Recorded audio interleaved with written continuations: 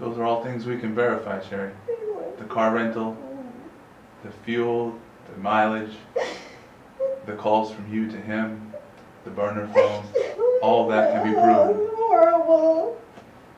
I don't think you're a horrible person, Sherri. I think things went a little sideways on you. We started it. In this gripping interrogation, a mother's elaborate lie begins to unravel. This is the moment Sherri Papini's fake kidnapping, a hoax that captured national attention, is exposed by her own words, and the evidence closing in around her. Let's take a closer look inside the interrogation room and uncover the silent story she tried to hide.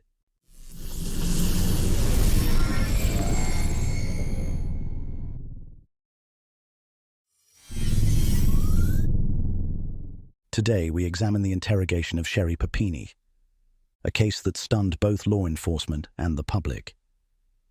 In 2016, Papini vanished from her Northern California town. 22 days later, she reappeared. Battered, bruised, and claiming a terrifying abduction by two mysterious strangers. For years, she held on to that story, and for years the world believed her, seeing her as a survivor. But behind the scenes, investigators were uncovering a very different truth. A story of deception, a secret getaway, and injuries that were self-inflicted. By August 2020, detectives had gathered something Sherri Papini couldn't outrun: irrefutable evidence that her kidnapping was a hoax. In the full interrogation video, we see how they confront her with DNA matches, witness testimony, and a truth that leaves nowhere to hide. In this analysis, we'll break down the psychological chess match as it unfolds, examining the detective's tactics, Papini's body language, and the subtle verbal cues that betray her lies. And throughout, we'll pause at key moments, so you can spot the clues and decide truth or lie. This script approaches Sherri Papini's story with care and respect. Our goal isn't to sensationalize trauma. It's to understand the behavior, the tactics, and the psychological dynamics at play. While Papini's claims were proven false, real victims of crime deserve our full attention and compassion. With that in mind, let's set the stage for the interrogation.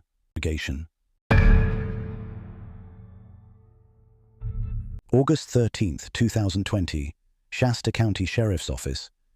Sherri Papini, 38 years old, arrives with her husband, Keith. She believes this is a routine meeting about her case, but what she doesn't know is that investigators already know the truth. Her kidnapping was a fabrication. They've brought her in under the pretense of reviewing her story. But their real objective is clear: to extract a confession, or at the very least, to observe how she reacts. When the evidence starts closing in, Sherri and Keith sit side by side in a small interview room. A united front, at least for now. Detectives start carefully. They ask Sherri if she's comfortable having her husband present during questioning. On the surface, it sounds like a simple courtesy. But it's more than that. It's a tactical move. They suspect her behavior might shift with Keith in the room. She may be less willing to lie outright, or his presence might apply emotional pressure, making it harder for her to maintain the story. Either way, it sets the tone for what comes next. It's been a long road, Sherri, but we just want to talk to you. We can have Keith step out if that's going to make you more comfortable. It's up to you. Do you want to step out or do you want to stay? Obviously, I want to stay. Or we can do a little bit of both. Talk to you alone first and then have him come back in.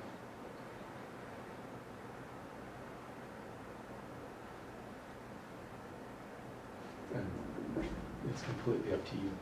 And that's why I'm not even looking at Keith. I don't care about your opinion, Keith. I know. What we want out of this is the truth. So we can get ahead of some things, so we can help control things, how crazy things got, so the unknown of if I say certain things, what's Keith's reaction? Because you don't know what I'm going to say, right? So I don't know Keith's reaction either. So if I say other things like, oh, Keith won't worry about that, he can come back in. but I'd rather give you the opportunity to hear things, be able to judge it, because at everything, right, I'm saying things to you that are making you nervous. It's making Keith nervous. It's changing the element, right? We changed the tone of the interview. You can feel it already in the room from the way you walked in to what you're feeling right now. So, Well, I mean, law enforcement has always been an issue, so. Okay. so if you want Keith to leave, I'll ask Keith nicely to leave. If you don't want Keith to leave, then he can sit here Say, and let's listen press to you. on. We'll press on. And we'll move on to the next stages. But I want to give you that opportunity first.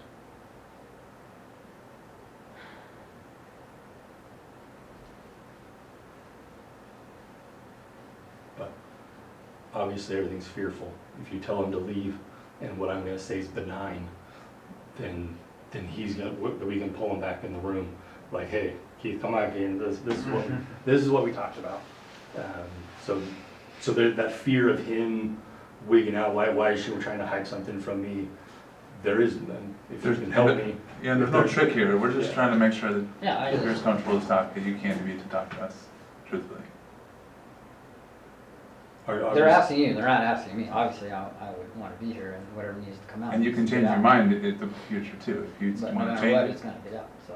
Like I said in the beginning, you're free to go. So if you wanted to chat with them privately, that's fine too, but we want to talk to you. And we can leave the room, give you guys the room for a couple minutes.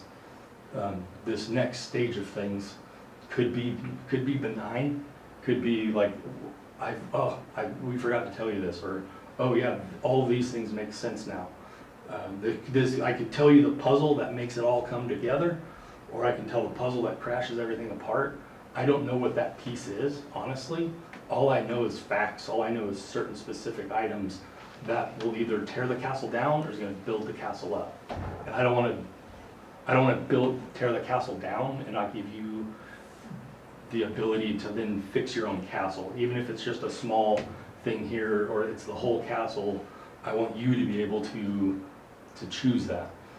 So we can step out of the room, let you guys talk, because I don't know what information I'm going to do, if it's life-changing news or if it's, oh yeah, everything's fine.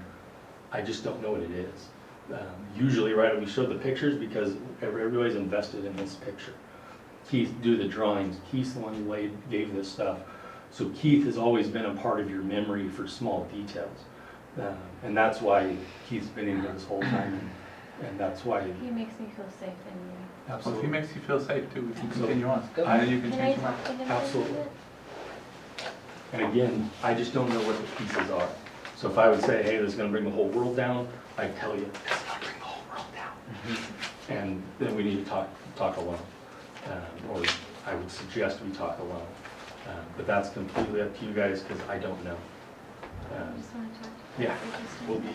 we'll be right back.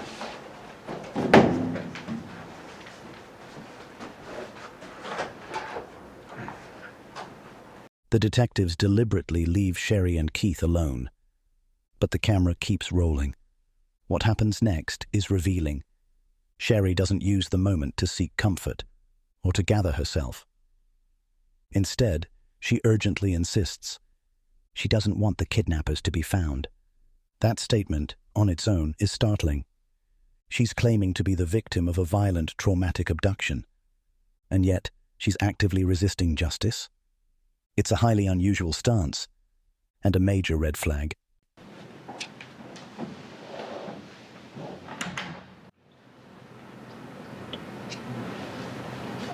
You need to stop waiting here and telling me the truth. I don't like it. Yeah, whatever you're doing, that doesn't mean it's tough to me.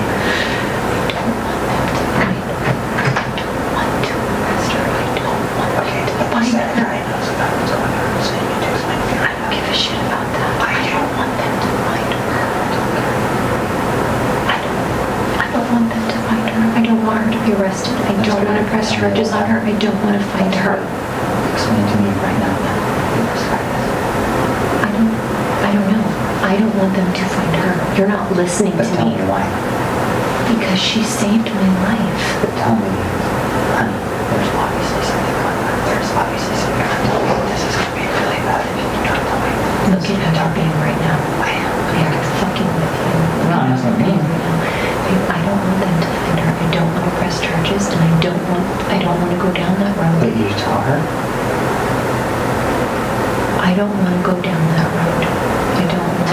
sacrificed her because she saved my life and she's the reason why I get to hold my children every single day. And this I don't want to get into the fight to the police. I don't want them to fucking find her.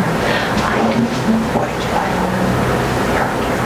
I don't want them to arrest her Why? because she saved my life. So you don't press charge. They still need to find out who it is.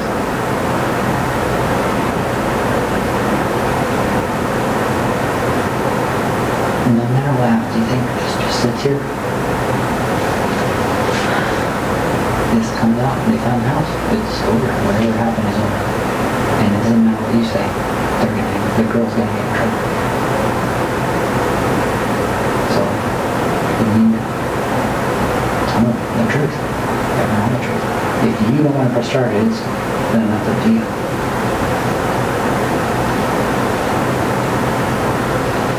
don't think I can do that. You're not making sense to me. To the point where I'm getting scared now. Keith's reaction says it all. Even as Sherri clings to her story, her strange plea not to find the kidnappers sets off alarm bells. A genuine victim would want justice, to see their abductors caught and held accountable. But Sherri, she's protecting them. Why? Because deep down, she knows. There are no kidnappers to be found. They never existed. Keith's belief in her story begins to fracture. He pushes his chair back slightly, his eyes narrowing in confusion and doubt. In this moment, the carefully constructed facade Sherri held for 4 years starts to crack, at least in the eyes of the one person still standing by her. So you need to tell me what's going on immediately. Yeah. Or I can talk to him and tell him what you're thinking. So just do you want me in the room or not? And obviously, Hopefully you've had a chance to chat briefly. the fears, Later, maybe. But I'd rather you just answer the question. nothing that I'll say to you, I won't eventually tell him if you know, if you want me to. Do you want me to just tell him what your fears are? We would love to hear what you're hearing, because we want to be able to address them as best we can.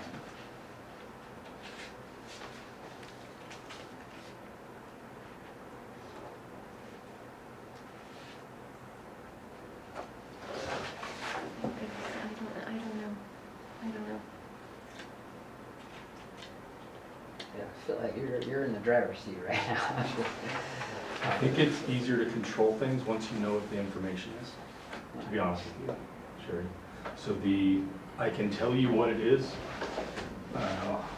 say what it is when Keith leaves, and then you can say yes or no, whether or not you want him in there for the rest of it. For right now, he's just, am I in the room or am I out of the room? So that's the... And I'm to the point where if you want him here, we'll just go on with the conversation. As long as you're not interrupting or causing any I'll disturbance. stay over here. But if he steps out, I can say a name, and then you can choose whether you want him in here for the rest of it or not. It's completely up to you. Or I can just continue on, and again, like I said, I wanted you to always have control over certain aspects of stuff.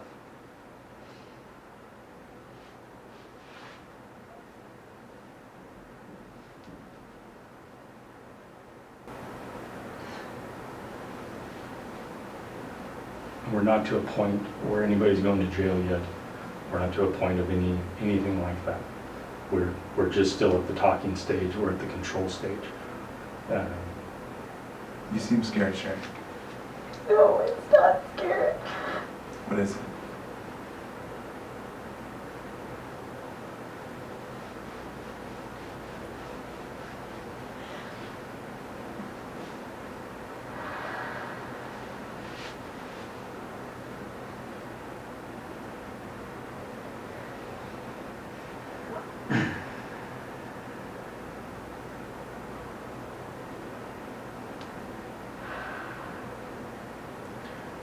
When you don't answer, Sherri, it makes me concerned because I want to hear what your answers are, and I want to be able to understand. The only way to control things is for us to know.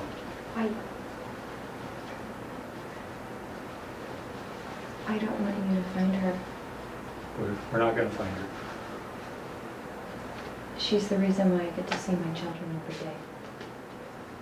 I agree, but we're not going to find her. She's the reason? What do you mean by that? She means the younger one let her go. Right? Is that what you're referring to? We're not going to find her. And we can just skip to the rock into the water and ruffle up the pond if we want to now. Again, this is your last this is the last time if you want to do this alone or with Keith. Keith's been through this also on a different level. So I'm ready to move on. And When the detectives return, they offer Sherri one last chance. Are you sure you want Keith here? It's a pivotal moment. Maybe she's confident he'll support her innocence. Or maybe she's afraid to face the detectives alone. Either way, her choice is telling. By keeping Keith in the room, she ensures he becomes a witness, not just to the questions, but to whatever comes next. Up to this point, the investigators have been patient, cautious, but now it's time to confront Sherri with the truth. The lead detective leans forward, a file of documents in hand. This is where the real interrogation begins, where the layers of Sherri Papini's lie start to peel away, one by one.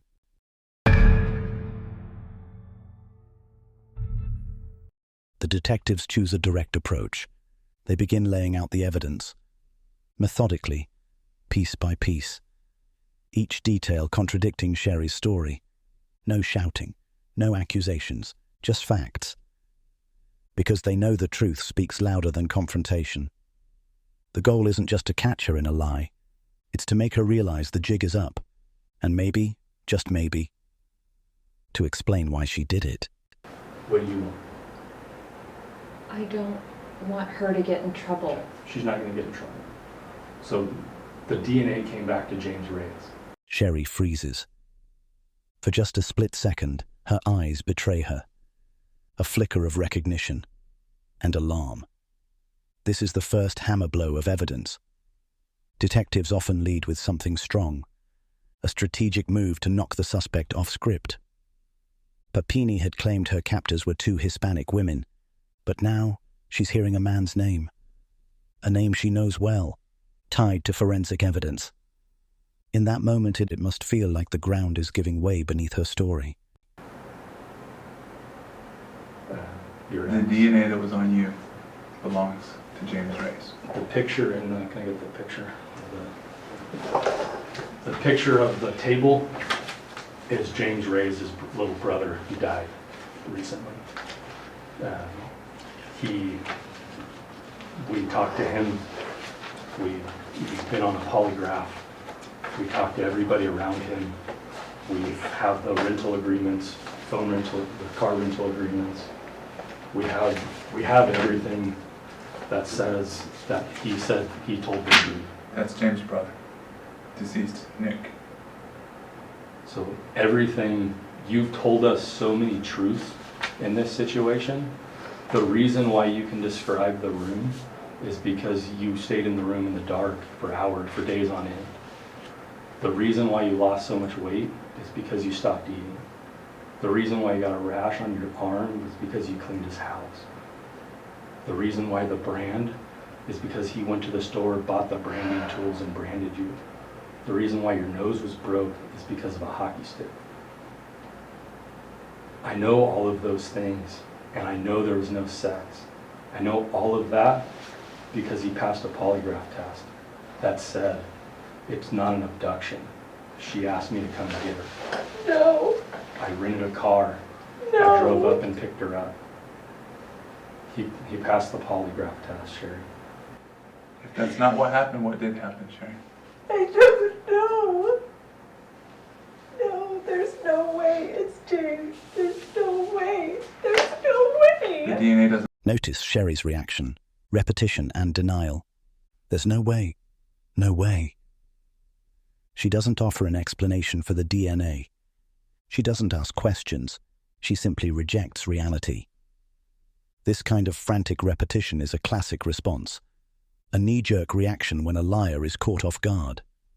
It's as if saying no enough times might somehow make the evidence disappear.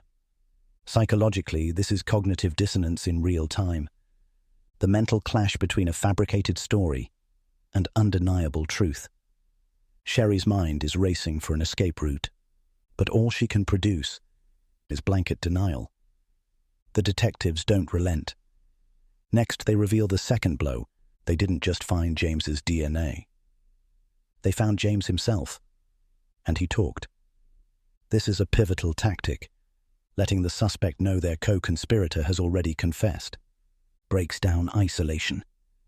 Shatters the illusion that the lie can still hold. It sends a clear message. You're not the only one who knows the truth. And now, you're alone in denying it. And lie. His DNA His is, DNA was on you. his There's brother, no way. Robert saw you in the house while you were down there. While everything Who's spun out Robert? of control, his cousin. Why everything ran out of control on the initial. There's no way. It's 100% Robert's or James's DNA. We even collected blonde hairs from the room. There's no way it's James. There's no way. Tell me that it is. Why are you saying it's not James? Why are you saying it's not? He loved me. What's up? We were friends. Mhm. There's no way. And he came and got you because you asked him. No. When was the last time you had contact with James? His brother died. Brother died in 2017. Is that right? I don't remember. Was it before or after the abduction? Before. Before. When was the last time you saw James?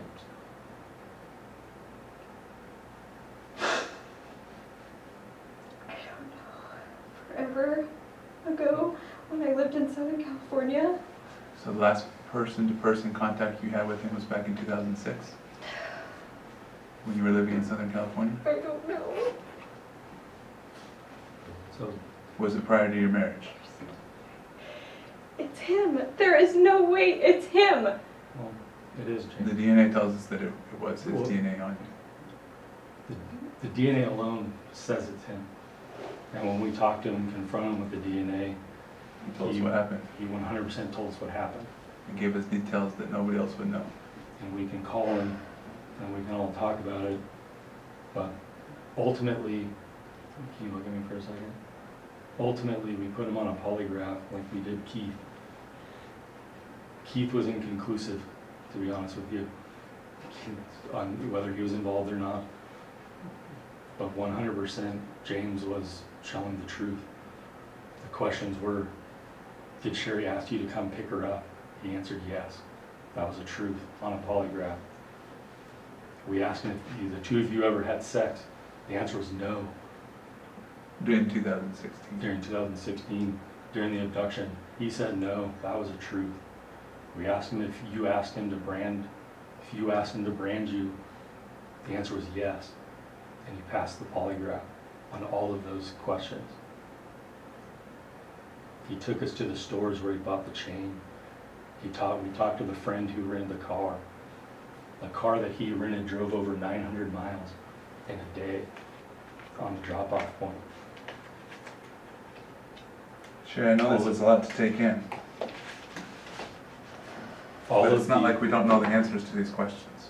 And the fear of Keith's reaction, obviously now he's in the room, the fear of media, the fear of all of these things are coming forward, they're in front of you now. The only way to get a hold of it, the only way for everybody to come together and heal, the whole community has to heal, is for us to be able to say, when we presented all of the evidence, all of the stuff that came forward, you told us the truth. You told us what happened. Because you did go in a dark room, that's true. You did lay in the back seat of the car, that's true. You did lose weight, you were branded, your hair was cut. You did have bruises all over. But how those bruises got there are because you did it and James did some. The reason why your nose got broke is because you held the hockey stick to your face and he forced it into your nose. The reason why the brand is in a straight line is because he did it. He described exactly where it was. He told us exactly how he did it, where he did it, how he did it. Only you and I and maybe 5 other people know where the brand was. The detective is now using a technique called confirmation confrontation. He's not asking Sherri questions. He's telling her what they already know. Calm, measured, authoritative. This approach sends a powerful message. The case is solved. They don't need her version anymore. For Sherri, the effect is overwhelming. We see her physically collapse inward. Shoulders hunched, face hidden in her hands. It's a classic response to exposure and shame. She barely looks up for the rest of the exchange. Her world is shrinking as the truth closes in. He told me immediately. Robert told friends and family you were there. His mom knew that you were there because of course it went news and everybody knew you guys dated. Everybody knew you guys had a relationship. So when it happened, of course, family reached out to him. He told him, yeah, she was here. But it said it hurt her. I didn't hurt her.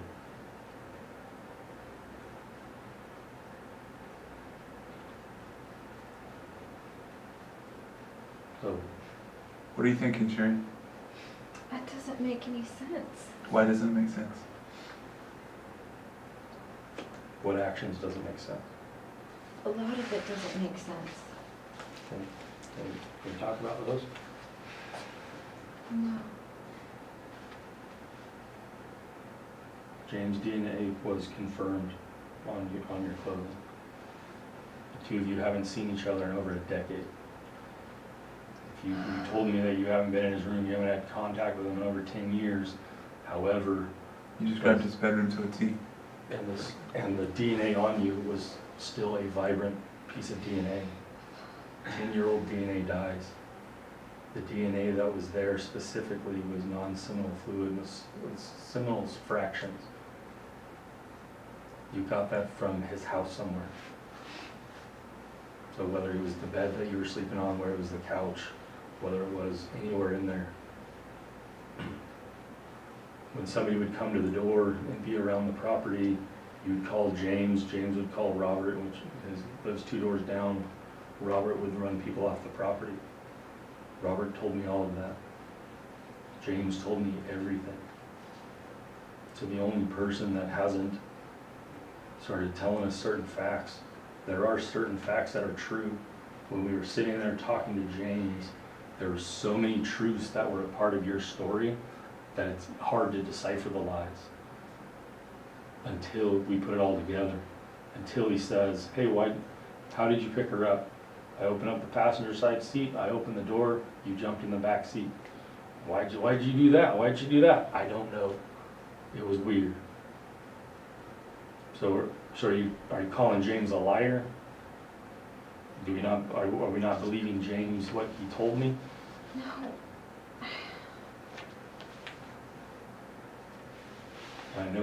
I know you're I scared. cannot believe that it is James.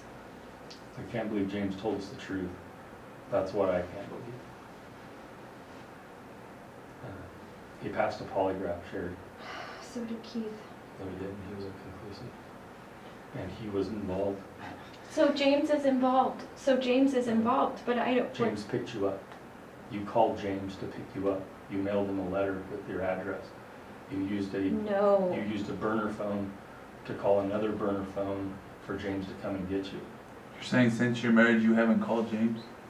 No, I have called James. Because earlier you said you hadn't contacted James. Because phone records show that you do. You did. The phones don't lie, the DNA doesn't lie, Sherri.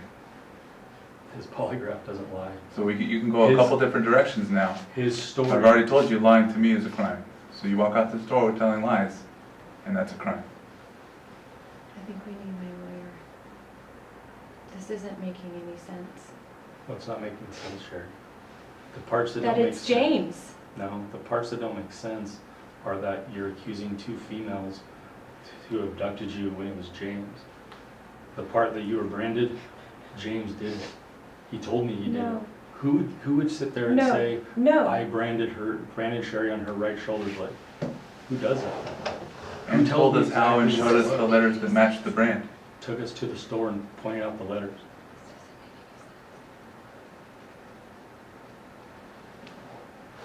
The problem is today's the case is resolved. Everything, the only things, well, how do we prove that you're telling us the truth?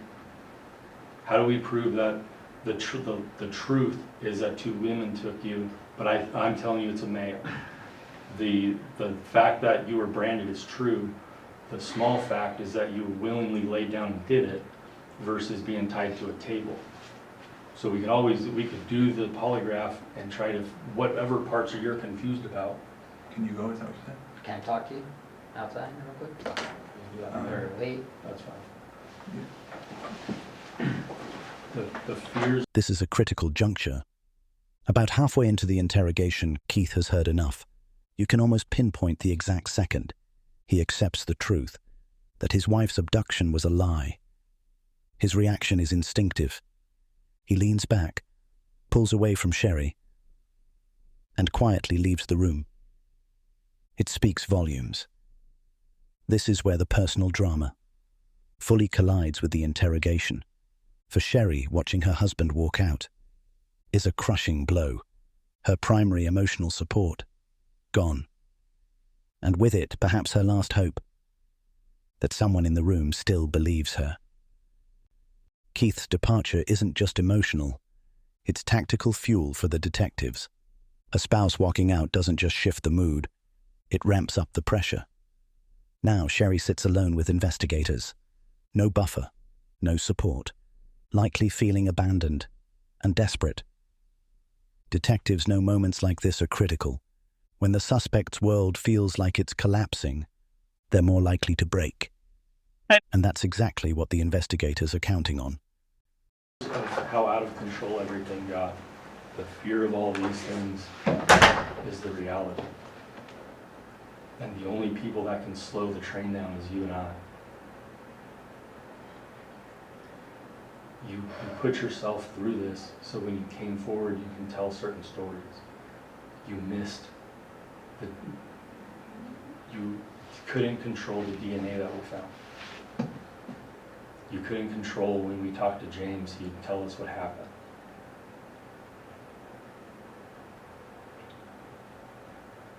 The story always was hard for anybody to understand. The tragedy that the community went through, the events that unfolded, the fear now of what it all means.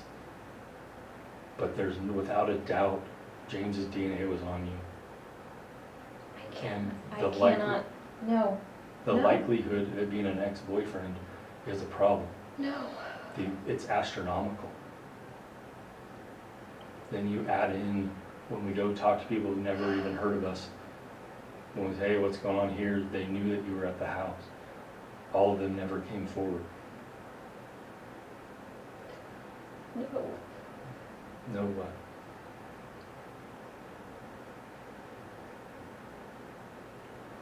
Do you want to call James?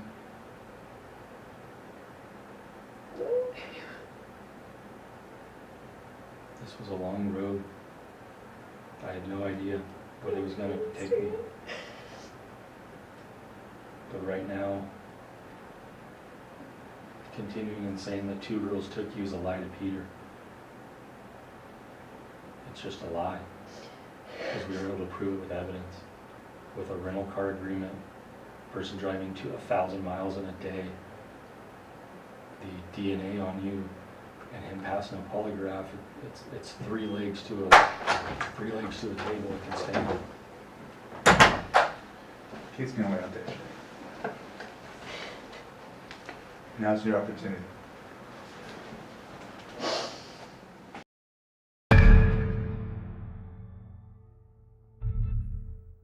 The climax of this interrogation isn't a dramatic confession.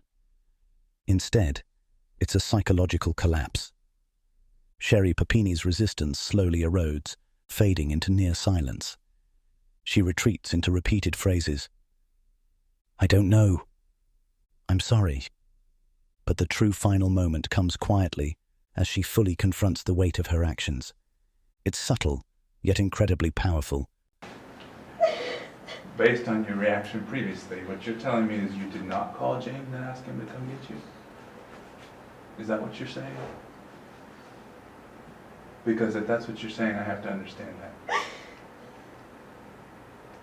There are things he says that we can corroborate, and whatever you say, we're going to try and corroborate. But right now, I'm not sure what you're saying. You're just saying you can't believe it's him. And you're saying you don't understand.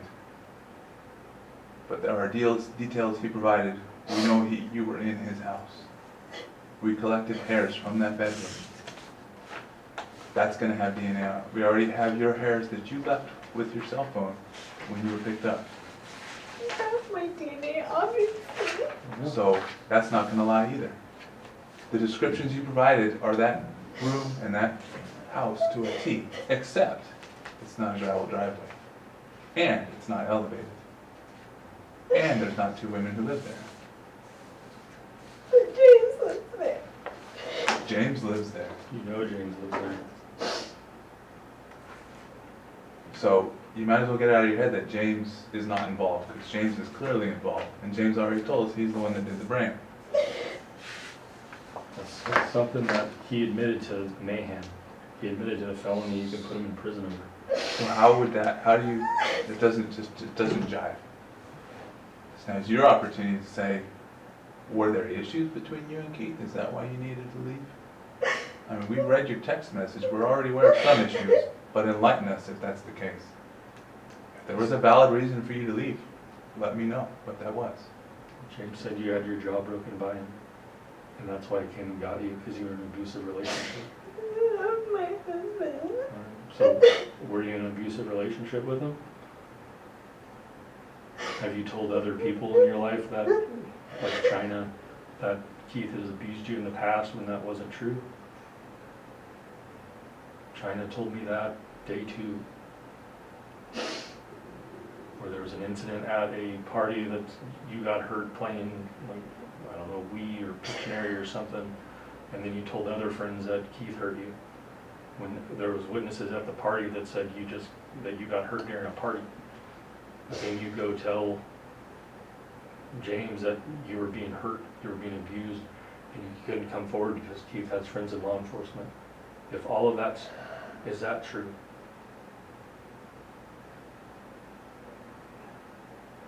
Has Keith ever been abusive towards you? We are not talking about my husband. I love my husband. So why leave? Is James lying to us? I don't want to leave my husband. I want to be with my children. I would never leave my children. You didn't leave them permanently. You came back to them. Ultimately, No. You left them every day at daycare, so it's not like, hey. And James talked about that decision when you were driving down, how hard that was. You left at 10 o'clock knowing that Keith was going to get home late, knowing you were going to leave the kids at daycare, and how much that tore you up on the drive down. You told us that. Then things got out of control. James and I talked about that. We did talk about that before. When I went out of town for work. what happened? Always talking to other guys. Oh my god, why did I do that? Like when you were in Eureka, you give them a call? Just start chatting with them? Told them some of your problems? And when did it turn from just chatting to this plan to get away? No. You were getting a hold of Donovan Mitski the night before. Why did I do that? There it is, Why did I do that? Words spoken by Sherri herself. It's not a direct confession, but it's close. It sounds like an admission, phrased as a question, as if a part of her, consciously or not, is echoing exactly what the detectives have been saying all along. You did this. Psychologically, this moment is fascinating.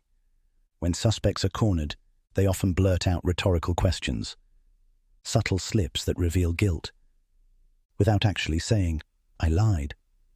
Sherri sobs, why did I do that? And the detective doesn't miss a beat. He seizes the opening. We're trying to understand why you did that too. We're trying to understand all of it. I don't know what else this is happening because I was doing that. Doing It's what? such an awful choice. Talking to other guys that has got me here. So what aspect are you saying? Like, how does talking to other people got you here? The detectives lean in, figuratively. They sense Sherri teetering on the edge of admission. So they echo her own words. We also want to know why. It's not confrontation. It's alignment. They're showing empathy, but also reinforcing the unspoken truth. They believe she did it. And now, they're inviting her to join them in that truth. This is a key strategy in interrogation. Alignment. The investigator positions themselves alongside the suspect. We're in this together. Let's just make sense of it. It lowers defenses. It reframes the confession, not as incrimination but as explanation. But even now, Sherri Papini can't quite bring herself to fully confess. She's emotionally imploding. Yet notably, she still hasn't said the words, I lied, or I wasn't kidnapped. Instead, she remains trapped in a loop of despair and indirect admissions. This behavior is common in cases of pathological deception, when a lie has become such a central part of someone's life that even fully exposed, the liar struggles to step away from it. The truth feels riskier than continuing to live in the lie. We've gotten I over. love my husband. I love my husband and I made mistakes and I talked to other men that I shouldn't have. But we took it a step farther this time. This is a little different than just chatting with them. I appreciate you talking and being forthright about the other guys you were talking to. When did it turn into something more? Obviously, you never would have imagined that CNN and 2020 and Good Morning America would care about you wanting to leave Keith or wanting to teach him a lesson No. or wanting to get him in line. No, I was just talking to James and I don't want to leave my husband. Right, I but love how- my husband. how are you I was just talking to James. How are you talking to James? I don't want to leave my How- husband. Sure. How were you talking to James? On your cell phone or another cell phone? My work cell phone, my work cell phone. I don't want to leave my husband. I don't want to leave my husband. This was more What's like your- just a flirt. What's your work cell phone number? Remember? What's that? I don't remember.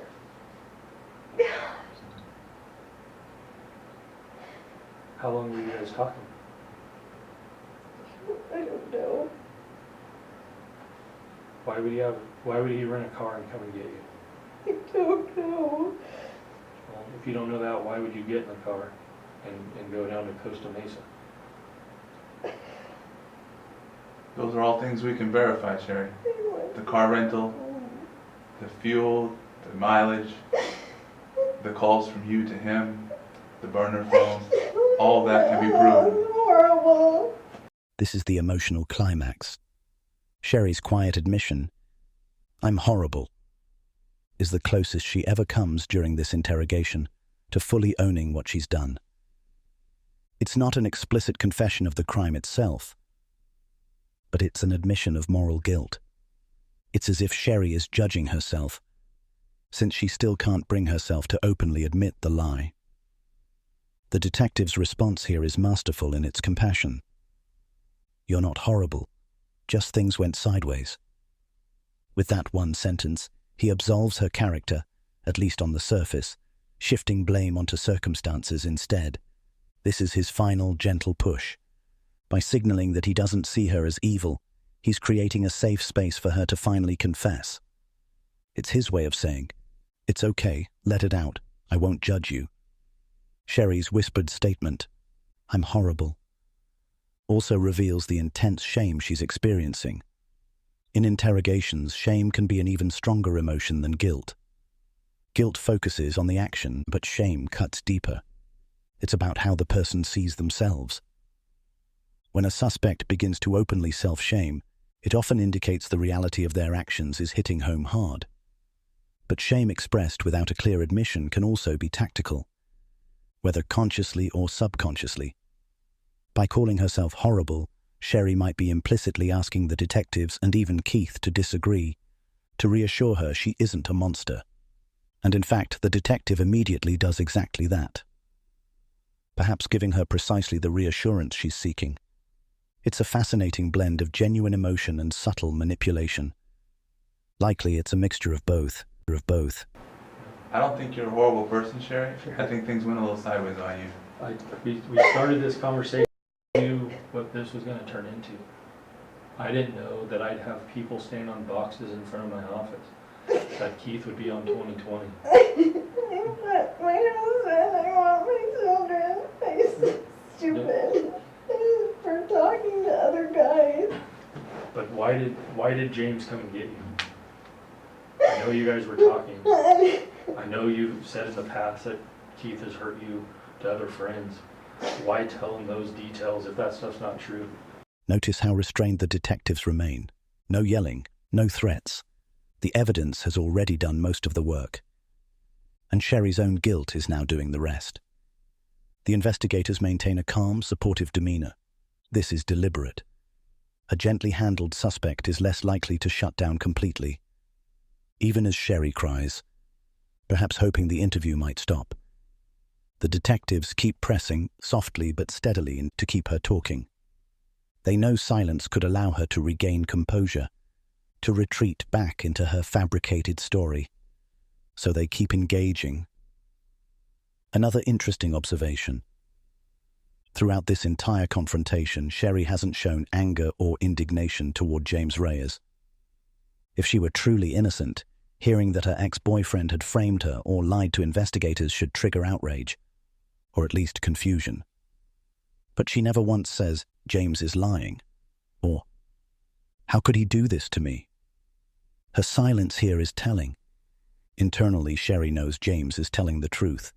If she intended to craft a believable counter-narrative, this was her moment. But she doesn't. Instead, all she can show is emotional turmoil. Further behavioral proof in the detective's eyes of her guilt. It's one thing to talk. It's one thing to talk. It's another thing to say abuse is occurring. Everybody I talked to about James said he's the nicest person in the whole world.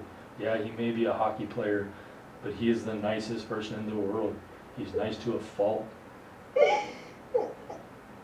I know lots of people. I don't know anybody I'd rent a car for and drive 9 hours for.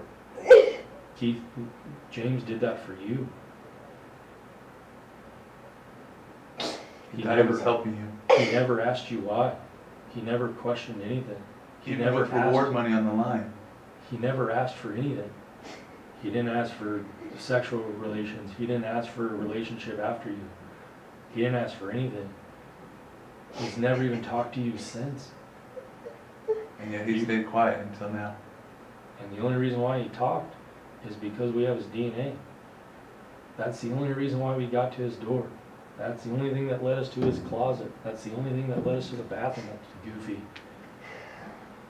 And that's the only reason why he started talking to us. Once he showed us the bedroom and we started pointing out the holes in the wall, like, "You used to have this boarded up, huh?" And he said, "Yeah." Sherri asked me to put boards up. Nobody's ever going to be able to answer why decisions were made.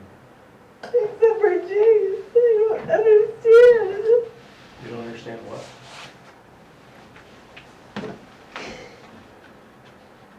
What parts are you not Sherri, understanding?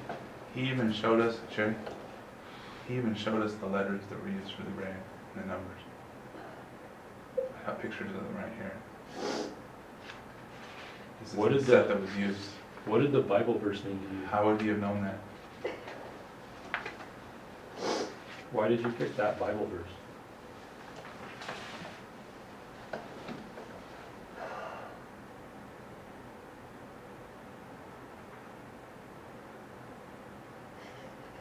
Did James pick the Bible verse?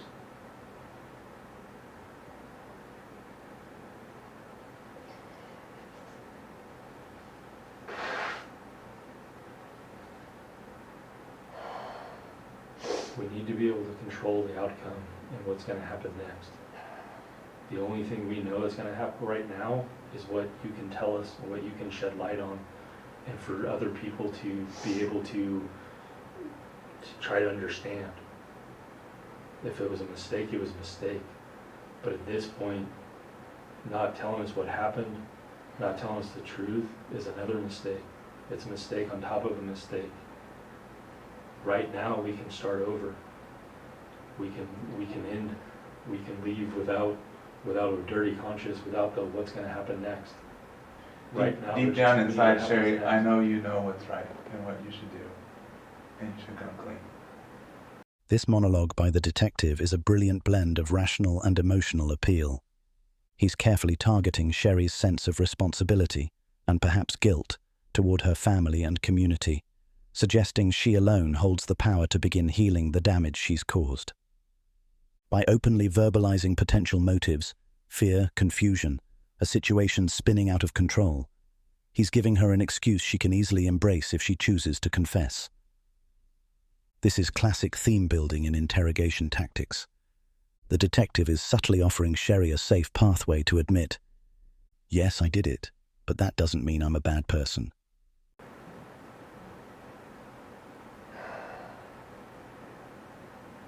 Why did you ask James to come and get you?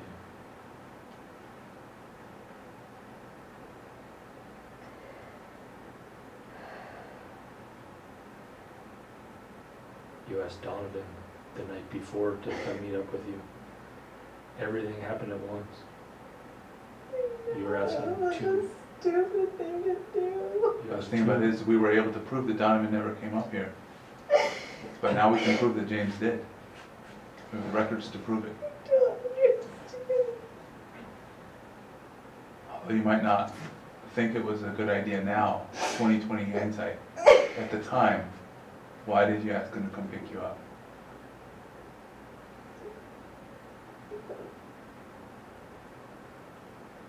Was that an I don't know?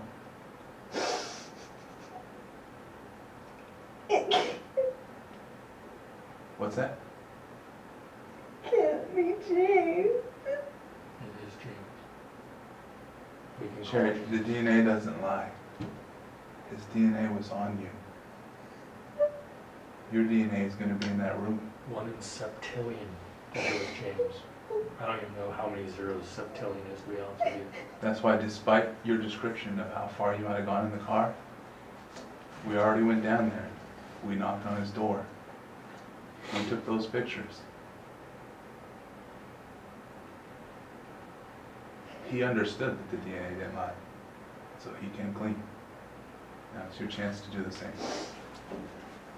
And if you don't, you're going to be shaking your head later and say, I should have told him what happened. Talk to me like that. Like what?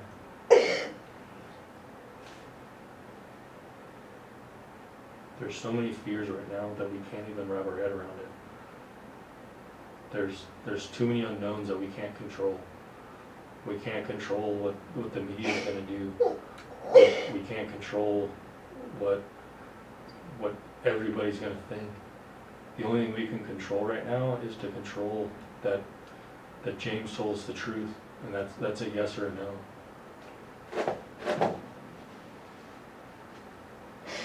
What did James lie about? What did James lie to us about? Of the things I've told you. I don't know. I just don't know. There's just no way it can be James. I just don't know. I don't know. It question anymore. We know you were in that room. That's already clear. You described everything in the room. What you're saying is it wasn't James that came and picked you up by the mailboxes? Is that what you're saying? There's still two females?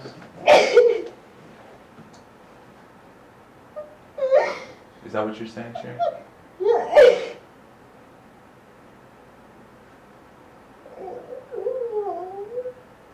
At the end of everything, you had to have known that this was going to come at some point. I was talking to my mom. What's that? This is all my fault. I was talking to so many guys. Well, we know Such you. a stupid thing to do. Yeah, but then how did we get to Costa Rica? Or sorry, Costa Mesa? Wherever I was. How did we get to LA? There's a big jump and a leap from talking to men to getting in a car with somebody. But that getting in a car with somebody is somebody you had a relationship with. He told us about the abortion. He told us about your guys' relationship. He told us about things that I don't know if you've ever told anybody about. He told us so many things. And he did it all for you. Nobody else. He got nothing out of this. And you're welcome to go home, Sherri. But right now is your opportunity to tell us the truth. And Can't be. are you saying that it was two females that picked you up? What's that? Every time I ask that question, it seems like you don't answer it. This can't be happening. We sat in a room, you drew out two people in a sketch, Sherri. At this dramatic juncture, the active interrogation essentially winds down.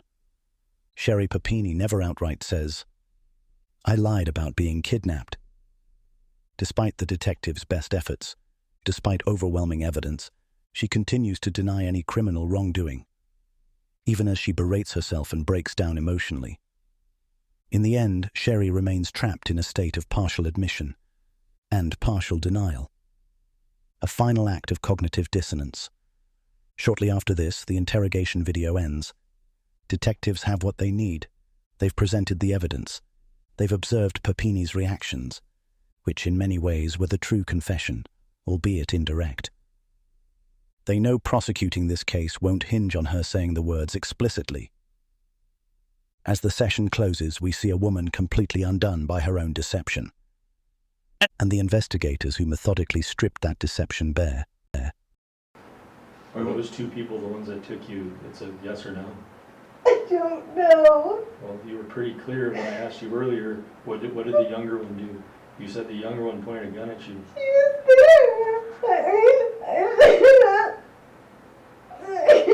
She wasn't. It was just James.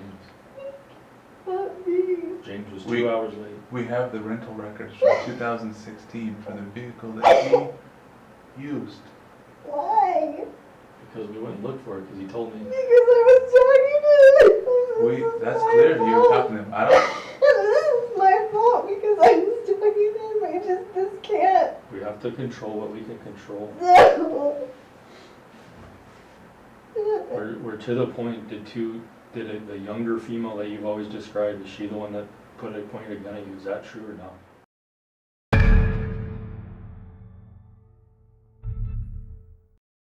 The Sherri Papini interrogation stands as a compelling study in deception and detection.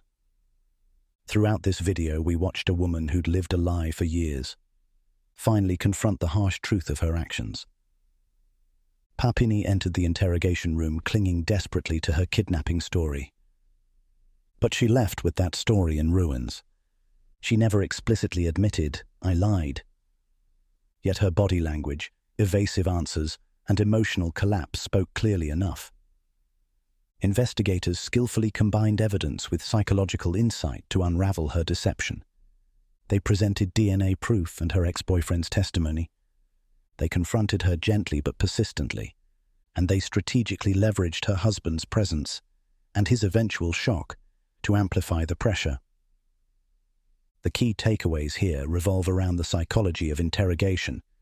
Hard evidence, like DNA and phone records, cuts straight through lies. When Papini had no plausible answer for this proof, the interrogation shifted dramatically. It was no longer a question of if she lied, but why. Detectives repeatedly emphasized, "Those are all things we can verify." With those words, they stripped away any refuge in doubt.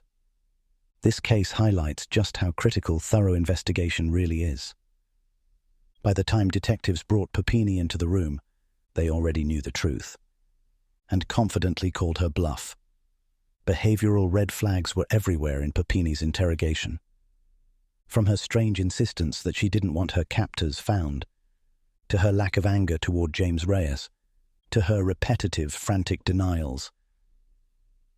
All these behaviors pointed to deception. To investigators trained to spot it, her body language and inconsistent statements were clear giveaways, the reactions we'd expect from someone innocent. Genuine confusion, outrage, proactive attempts to clarify, were noticeably absent.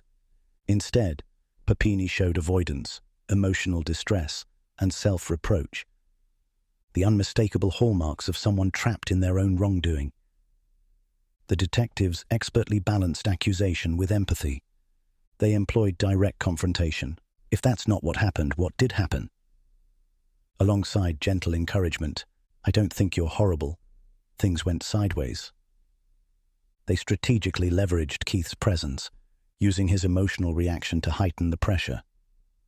And when the moment was right, they spoke openly about fear, responsibility, and healing, appealing directly to Sherri's emotions. This nuanced combination of tactics, rather than a purely aggressive approach, is often far more effective, especially with suspects like Papini, whose lies are deeply woven into their own sense of reality. In the end, Sherri Papini's interrogation didn't produce a neat, tidy confession on camera, yet it unequivocally exposed her hoax. Her fabricated kidnapping story collapsed completely within the walls of that interrogation room. Papini was arrested, and in 2022 she accepted a plea deal, admitting guilt for making false statements and committing mail fraud. A judge sentenced her to 18 months in prison and ordered her to pay over $300,000 in restitution for resources wasted pursuing her lies. Keith Papini, who had initially stood by her, ultimately filed for divorce, striving to shield their children from the fallout. The community, which had once rallied to find their missing supermom, was left grappling with feelings of anger and betrayal at her deliberate deception. Perhaps the lingering question is simply, why? Why would a young mother fabricate such an elaborate abduction? Papini never clearly explained her motives during the interrogation. Some speculate she wanted a break from her life, or craved attention and sympathy. An acquaintance even described her as attention-hungry and prone to exaggeration. Others believe she wanted to rekindle a romance with her ex-boyfriend under the sympathetic guise of being a victim. Ultimately, only Sherri knows for sure what truly motivated her. And even she seemed puzzled, whispering, "Why did I do that?" as her lie finally unraveled. What do you think was going on in Sherri Papini's mind? Was this the act of a narcissist seeking fame? A desperate attempt to escape her daily life? Or was it something else entirely? We invite you to share your theories, respectfully, in the comments below. Understanding the why behind cases like this can be challenging, but it reminds us just how complex human psychology truly is, even behind the most baffling crimes. The Sherri Papini case is ultimately a cautionary tale, a stark reminder that the truth always finds a way out. We've watched as investigators methodically peeled back each layer of deception, guided by patience, evidence, and psychological insight. And we've seen how a lie, no matter how convincingly told, will eventually collapse under the weight of reality. In the end, Papini's hoax harmed many: her family, her community, and even public trust itself. But by dissecting this interrogation, we gain crucial insights: how to recognize deception, how empathy combined with evidence can reveal hidden truths, and how essential it is to approach extraordinary claims with a critical, discerning eye. Thank you for watching this in-depth analysis. If you found this breakdown insightful, please like and subscribe for more content examining interrogations and the nuances of criminal psychology. Remember, stay curious, stay critical, and as always, seek the truth. We'll see you in the next one. Truth. We'll see you in the next one.